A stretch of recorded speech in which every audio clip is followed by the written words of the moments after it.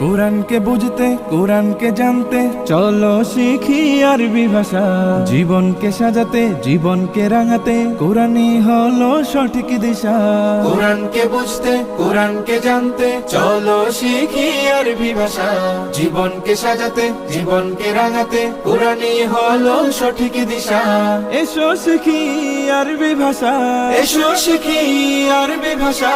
সহজ সরল ছন্দ সুরে تاء ثاء جيم حاء خاء دال ذال راء زاء سين شين صاد ضاد طاء ظاء عين غين فاء قاف كاف لام ميم نون هاء واو ياء هذه حروف الهجاء ألف باء تاء ثاء جيم حاء خاء دال ذال راء زاء سين شين صاد ضاد